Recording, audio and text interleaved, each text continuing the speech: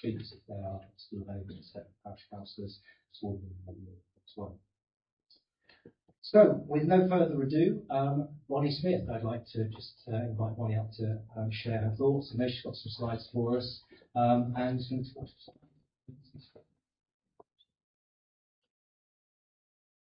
Hi everyone. I have got a bit of fear of microphones, so bear with me if I get the shakes.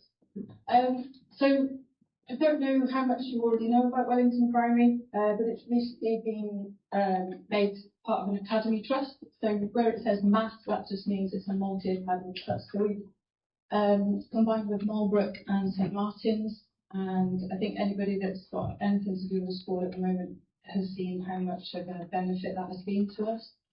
It means we can share resources.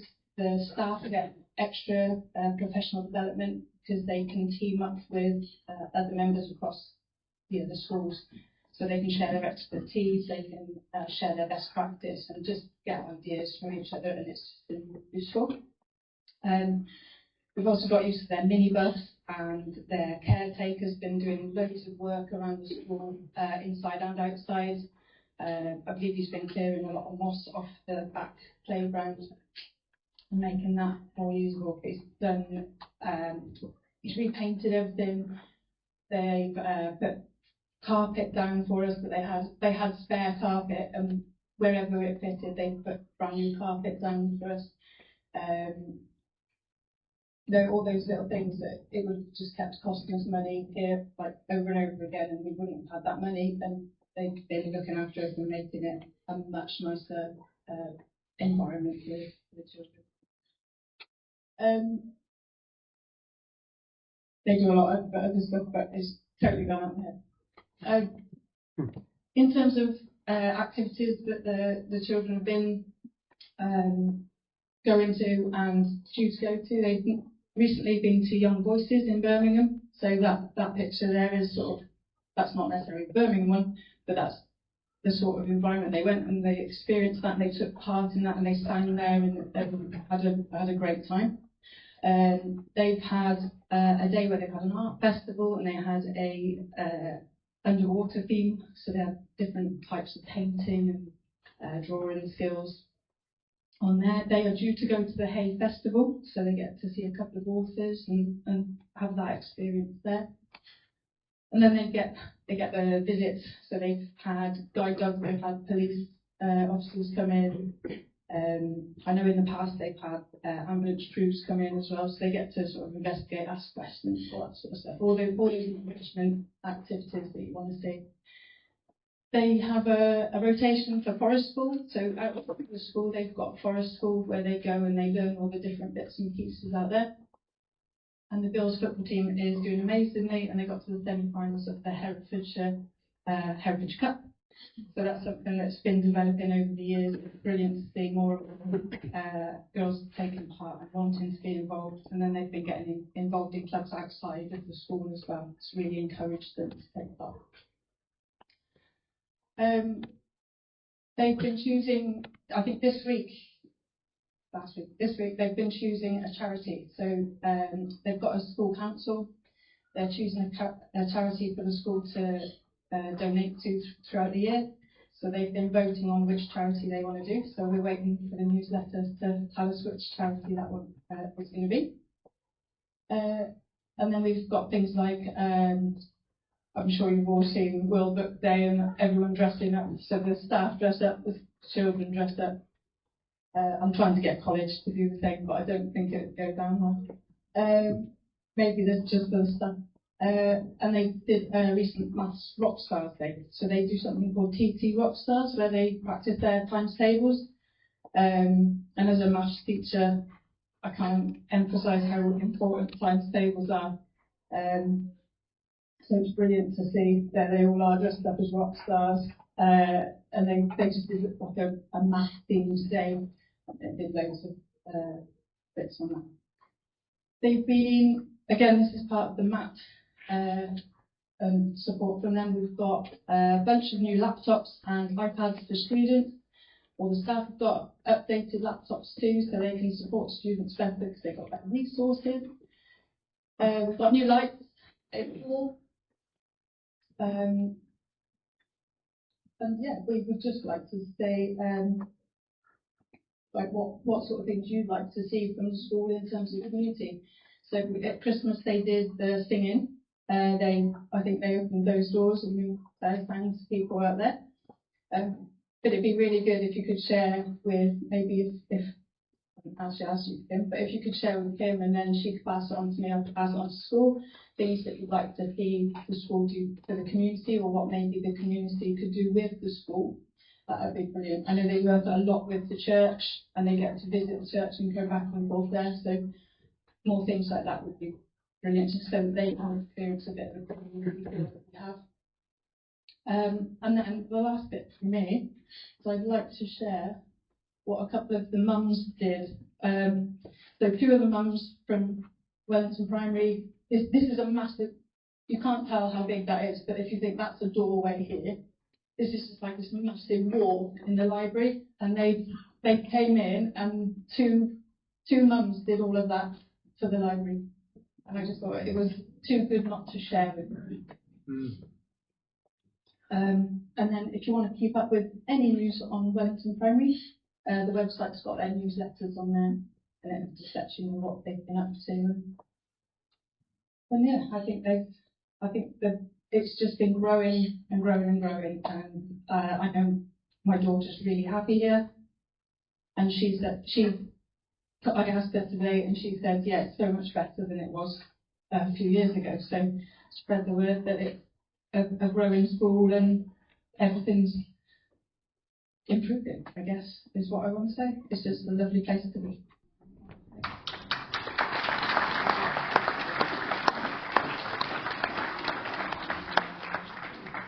We do need to manage time, but we do have a couple of minutes. Does anybody have any questions? Anything you'd like to ask?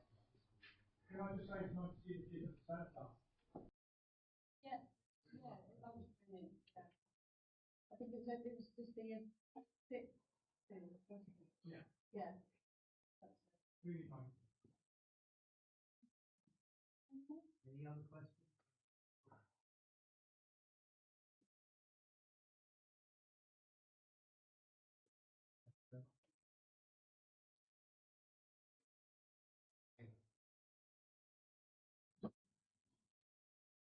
In my initial presentation, I talked about the play area project. So we'll just hear a little bit more about what that looks like.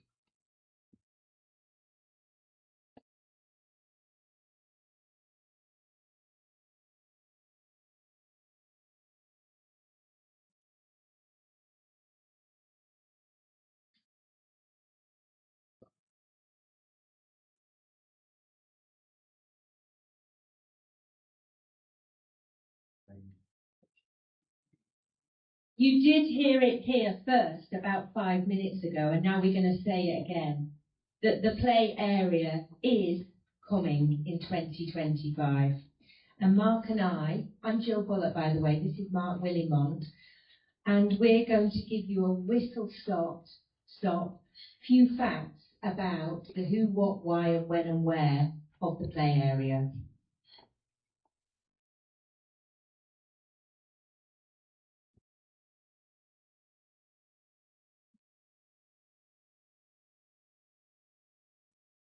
Very well, thank you, John. First of all, I should also give credit to Nigel Cooper back, who's the bastion of all this. He didn't have the right idea. Nigel's standing up, just in case you don't know, he's been employing Wales for years and years and years. And our chairman of the WCA, Paul Nicholas, who's taken it under his wing, you're making it happen because you're applying your local government governance and thoroughness and all that methodicness that you need to get it through. Thank you also to the parish council for some of the work you helped us with. But the lead was signed at the end of last year for about 725 square metres of land behind the school, behind the bowls club. I've just put a quick slide up there so you can see that 29 metres by 35, adjacent to the bowls club, behind the school, kind of just behind the line of the I know over the years, people like Christine Riches, Claire McFarlane, and all the other people that have been working in this in the past. Eventually, this was the one place that you could proceed with, which is why it's there. And it wasn't easy because of having to get Secretary of State permission, planning, and everything, pulling Rocket, our councillor knows all of that's taken years, hasn't it, just to get here. So, next slide, I think that'd be that.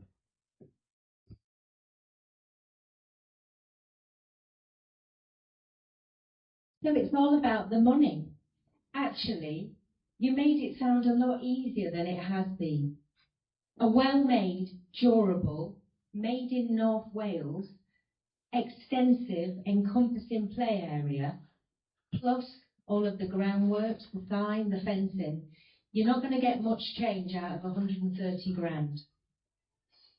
We have been successful in the fundraising, and I can reel off things like the Section 106, the National Lottery, thank you all for playing, the UK Shared Prosperity Fund, our own Wellington Charity Education Foundation, Wigan Community Trust, Ellie Chown MP.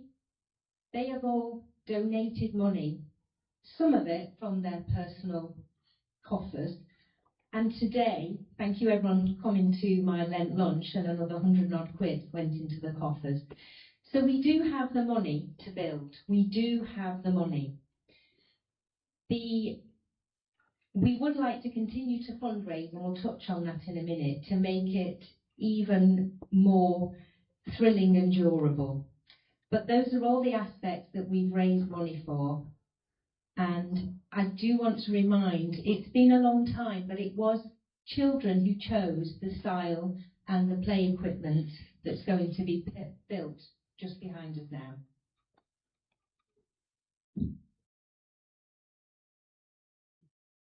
Okay, so something I found that was really touching, and Nigel told me about this, we're using a consultant called Fran White. Some of us that work in the council will know the name. She's retired. She knows everything about play area stuff. And she told us basically how best to get a play area is get children to choose it themselves. Correct me if I'm wrong, Nigel, but there was a little kind of session where they came up with little post-its or something.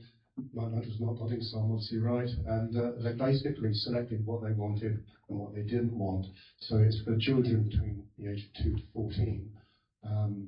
It's a little bit small, but I think these slides can be shared later. But that is the play area, and you can see the sort of things that are going in. I'll read them out. It's things like a multi-play unit. I think that's about 16,000 just in itself. It's really expensive. There's a sit-on Springer, a sheep sit-on Springer, a 3-cradle speech swing, a Simon Says play panel, a sign language play panel, a Cambridge picnic table, an Oxford bench, a dish roundabout, Quest Enterprise multi-play unit, traditional basket swing, 2 junior seat swings, orbital rotator, Delta seesaw, and then a 3-pod teen shelter, so that the 13 and 14-year-olds have got somewhere that they can go and still. This is something which I think, compared to other villages, we're really going to be very proud of. And it's obviously going to be public access, just behind the school, always open. I think it's absolutely amazing. I've been here for 33 years tomorrow, and my kids have grown up and never had a play area. Maybe I'm lucky enough and my children might have one, but you know, eventually it's coming, ladies and gentlemen. So next slide, please. You can see we're speaking very much in the definitive, because it has been so long, it has been on the horizon. So we're going to say date-wise, the first week of the school holidays is when the build will start. And in advance of that, equipment orders, work orders have been placed. And it's been so kind and engaging of the WCA to handle the money in escrow, they've been the bankers, and for the Wellington Parish Council to be cooperative about purchase so that we can manage the back position as optimally as possible.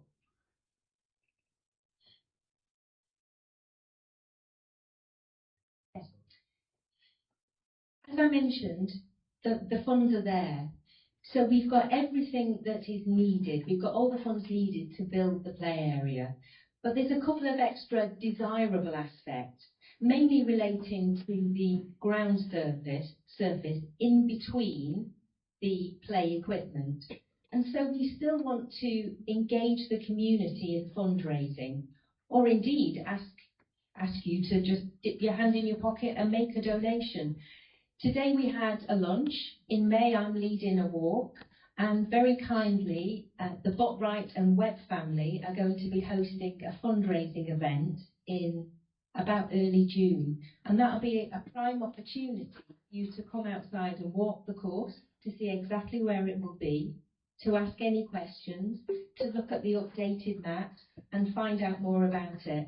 And we'd really value it if you brought your young people, your 2 to 14-year-olds along, so we can tell them about it and get them excited. So we're pretty excited ourselves. So that's it for now, but do find us afterwards and we would love to answer any questions you might have.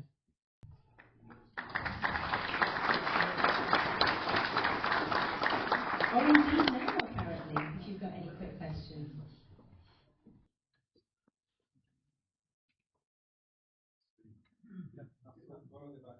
Any thoughts of who's going to open this?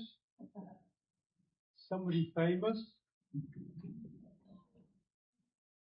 We haven't had any thoughts, so you've put us on the spot, but we will think about that. There's got to be a big ribbon. Do you remember when the shop, the community hub was opened?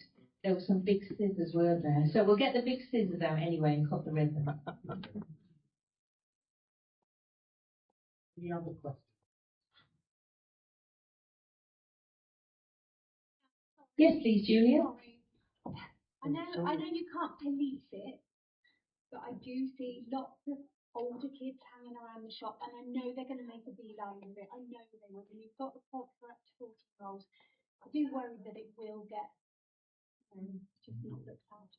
So Julia's asking about any misuse potentially of the play area. Yeah. Well, certainly our Safer Neighbourhood team I've already spoken to them about thoughts in regard of dissuading antisocial behaviour.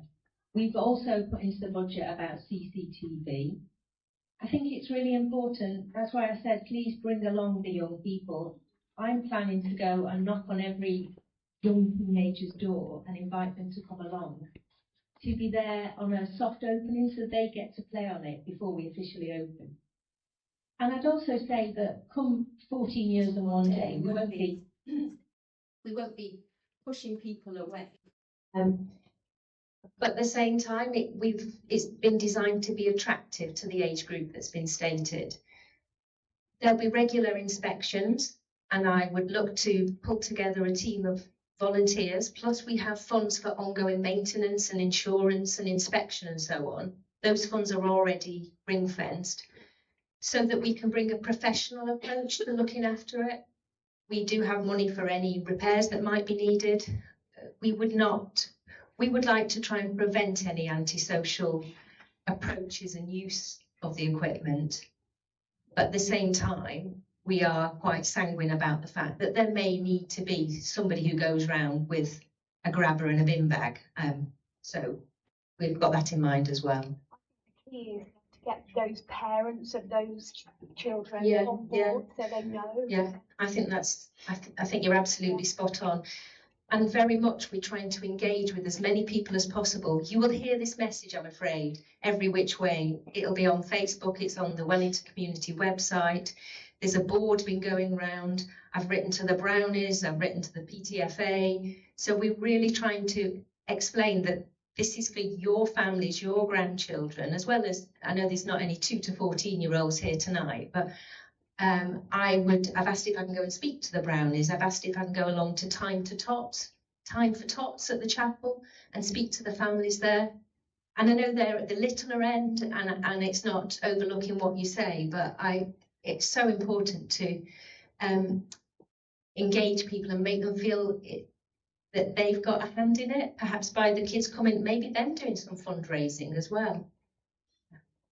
Thank Thank you. That's a really valuable question, and we've given it a lot of thought. Any last questions? One more. There is a rubbish bin, isn't there, Paul? So you were giving me various quotes for £700. Two, is it? Maybe. Two. Maybe. And just to reinforce again, Julia, there was CCTV, so if it is misused, we will be able to trace it.